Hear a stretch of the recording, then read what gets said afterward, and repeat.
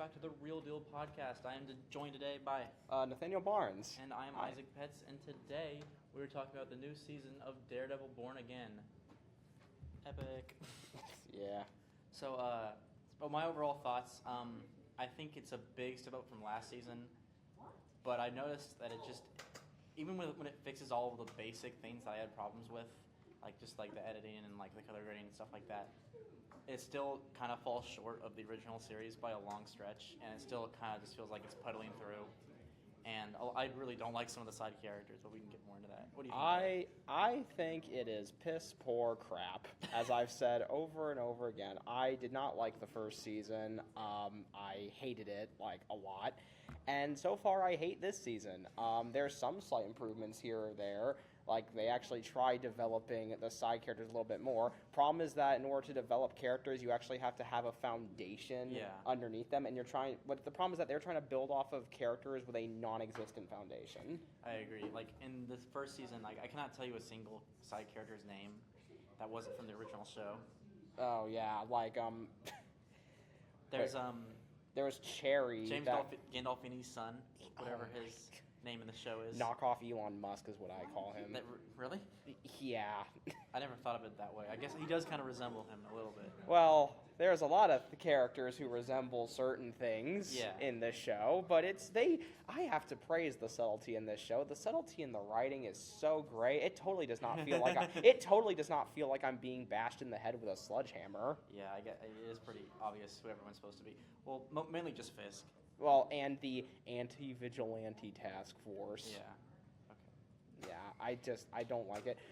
I mean, my main problem with, like, the first season is, like, bringing back Kingpin, especially after the third season of Daredevil, the original show, is, like, a huge slap in the face to the third season, because I love the third season of the Netflix show. The third season does a really good job of, like, being, like, the finale to their storylines. Yeah, specifically the Fisk storyline. Yeah. It's like, Daredevil managed to defeat Fisk without killing him or compromising his beliefs or morals, which is kind of like the overall theme of that season. And he's just going to spend the rest of his life in jail because of, like, also the sacrifice of Nadeem, the police officer, who, like, managed to expose everything Fisk was doing in a way that, like, stood up in court. Then Born Again comes along and says, oh yeah, all the stuff that happened in Season 3, completely meaninless now. You also have to watch a bunch of random stuff to understand Fisk's storyline in Daredevil Born Again.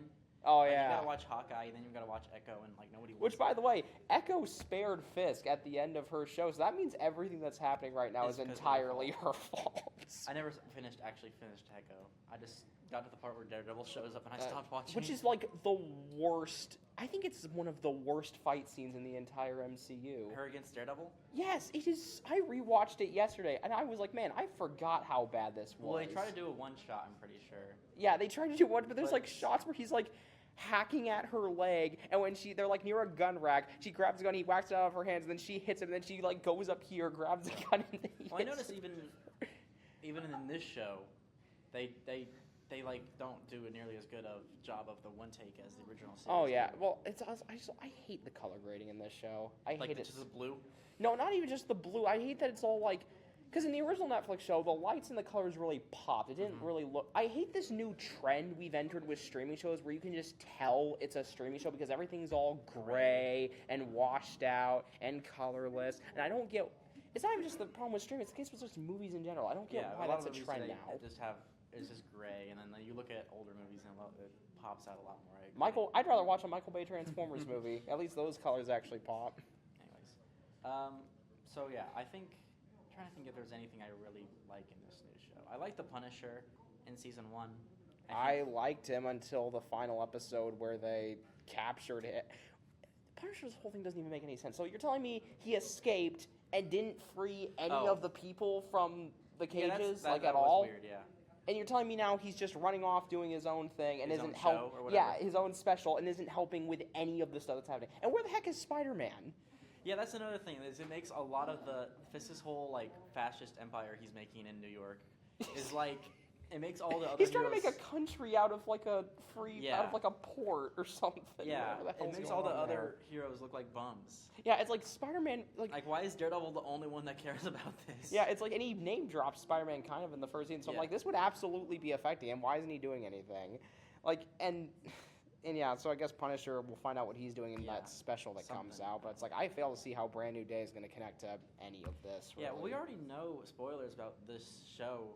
Well, apparently there's a He third gets the season. key. He gets the key to the city from a different mayor. Yeah, so obviously that means Fisk isn't going And to be. apparently mayor we're for getting a much longer. third season, and I assume like if they continue the storyline, Fisk will still be mayor in season 3. No, I hear that But- I heard season 2 is going to be like the final season of the Fisk mayor. Oh, really? And they're yeah, just that's doing what something different in They're, season 3? yeah, they're bringing back the Defenders in season 3, which just goes to show how desperate Marvel has become. Yeah. They're bringing back the Defenders. What did you think of the Defenders show? The original I never liked the original show. I like those characters individually. I just felt like for some reason when they were together, I never felt like it wasn't like watching the Avengers. Like No, they didn't have the same chemistry. it was not. I did not watch Jessica Jones or Luke Cage or Iron Fist. Jessica Jones. I heard season 1 was good. And Season 1 of Jessica Jones really good. The two after them, they kind of just do whatever. I just watched Defenders because I heard it connected to season 3 of Daredevil. It does. It's kind of hard And to watch. yeah, so it's like whenever I recommend Daredevil to people, I'm like, unfortunately, you do kind of have to watch the Defenders because that ties in kind of with the third season. Well, I watched season 3 without watching the Defenders, and I was a little confused, but it very quickly just picks up back from season 2. Which, by the way, I just realized Spider-Man: Brand New Day is going to be the average the average audience's first introduction to Punisher and the Hand. So what the heck's going to happen? How are you going to explain the Hand? Because weren't they supposed to be like killed in the Defenders show way Something back like when? that, but they're coming. Well, I also heard that it's not actually the Hand; it's like a different. Of subgroup. course it frickin' is. But it's basically the Hand. Basically, what they did was Shang-Chi. They basically just made up Oh, Iron Fist. Oh yeah, like with Shang, and also like the 10 Rings in Shang-Chi, even though in Iron Man they were supposed to be like a Middle Eastern terrorist organization, which is just ridiculous. Anyways, what else happened? Okay, what do you think of the original series? What would you rank the first 3 Daredevils seasons? I think objectively, I would put it like in terms of objective quality. I think I would go season 1, season 3, season 2. But in terms of like personal, is that descending order? No, like best to worst. So, I'd say season descending 1, order. season 3, season 2. But in terms of my personal favorite, I'd go season 3, season 1, season 2. I really like season 3. Is really good. Well, see, what's weird is season 3 is like an actual adaptation of Born Again. Yeah. In the show called Born Which is Again. why some people, this one YouTuber I listened to called Daredevil Born Again again. Well, yeah, but the season 3 is an actual adaptation of the comic book. We should probably explain more. The comic book series, Daredevil Born Again, where he like falls out of faith with his Catholicism, and he kind of like restructures his belief in God. Yeah. And like they do that really well in season 3, but then the new series. Oh yeah, they just completely neglect his religion. Yeah, they don't comment on talk his about religion his at all. Catholicism at all. And Outside of a few like aesthetic things. yeah, it's like honestly, I think they've shown more religious imagery with Bullseye than.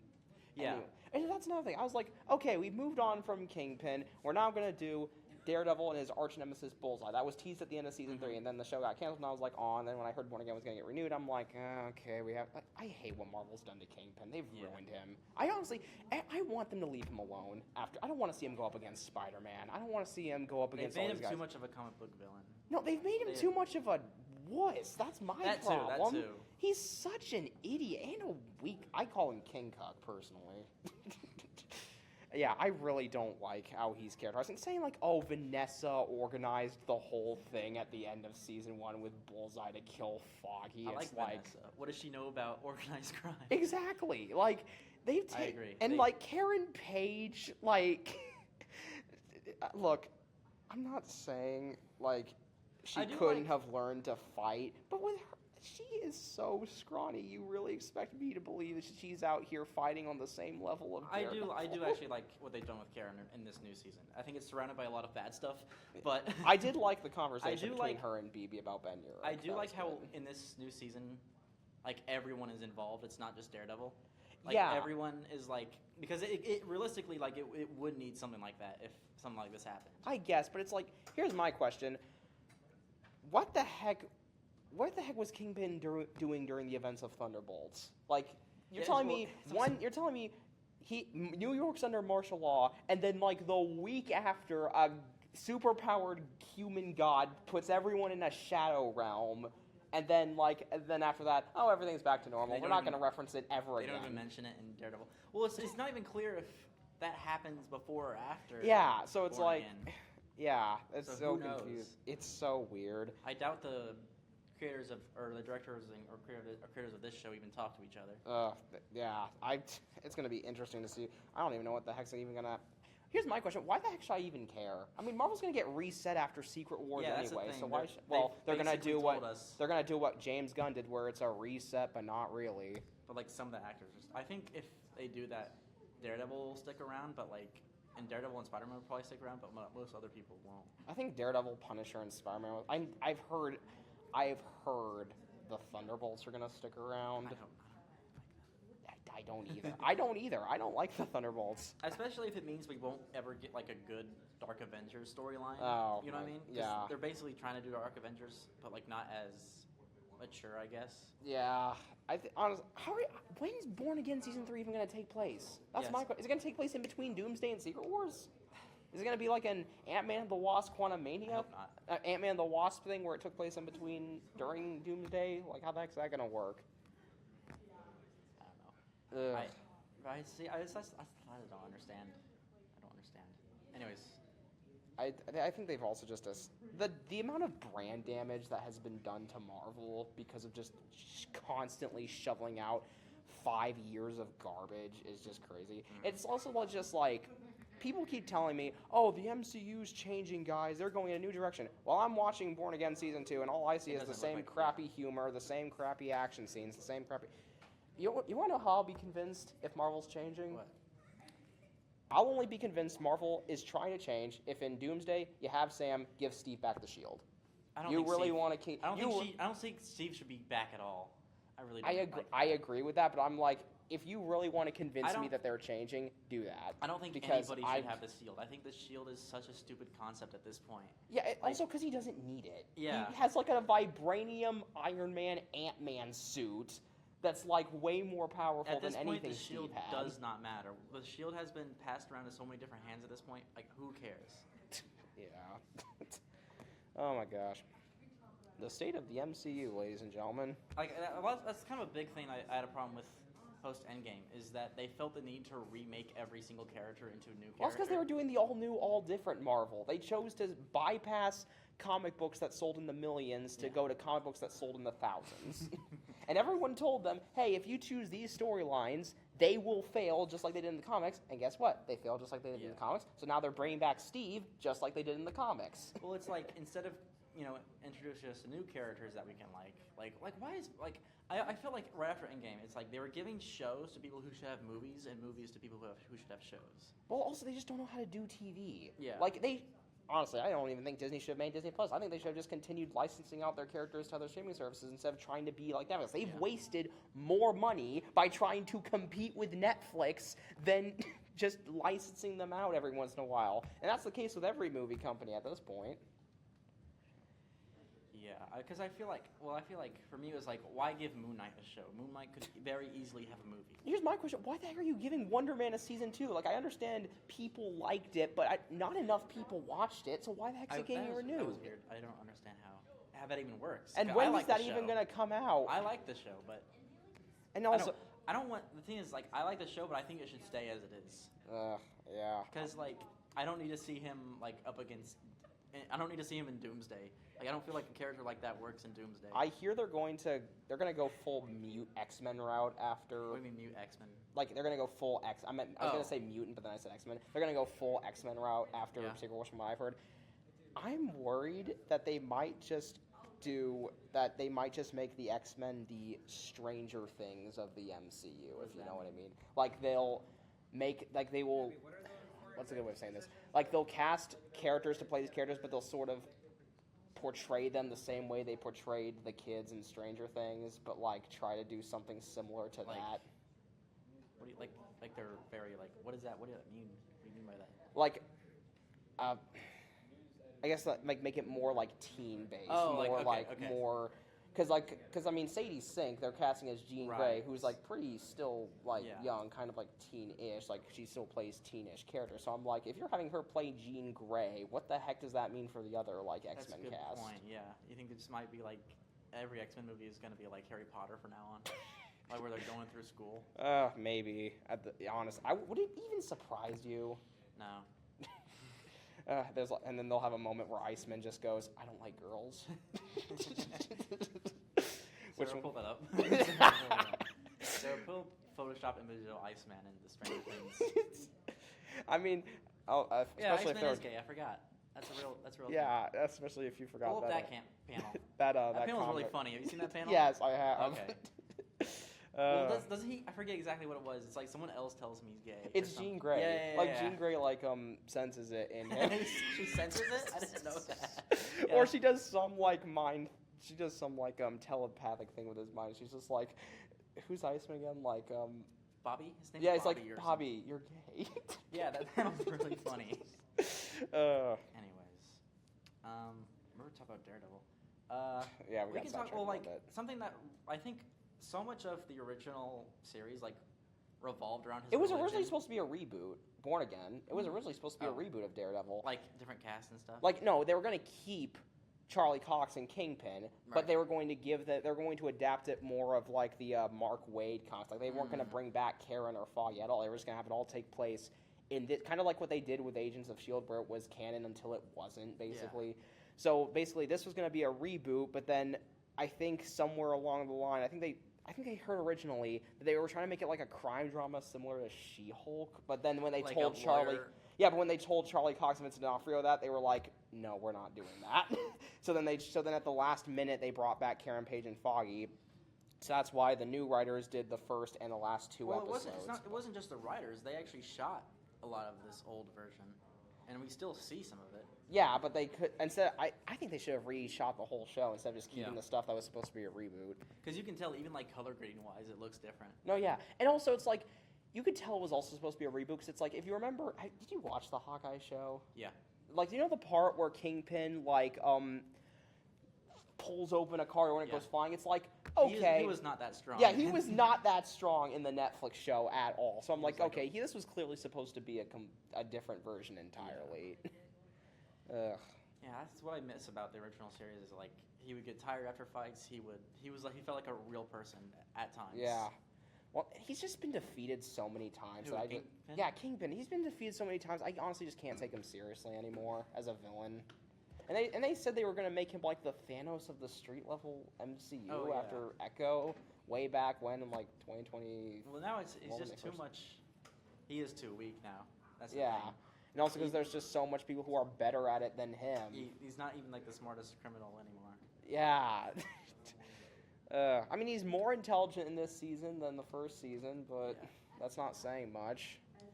Something I miss about the original series is how well they did his Daredevil's character arcs, because they almost always would be revolved around his religion. But now that you take it away in this new season, he's just a guy. He doesn't have much to go through anymore. Yeah, he's just there. He doesn't get that much development. He's just there saying "Oh, I beat up bad guys, but maybe I'll lecture them about not killing," which is another thing is the writers of Season 3 understood that if you bring back Kingpin after Season 3, there is zero reason for why Daredevil shouldn't kill him at this point in time. There is, at least to a Season 3, there was a whole story justifying it. Now it's why shouldn't you kill him? Season 3, he wasn't even out of prison.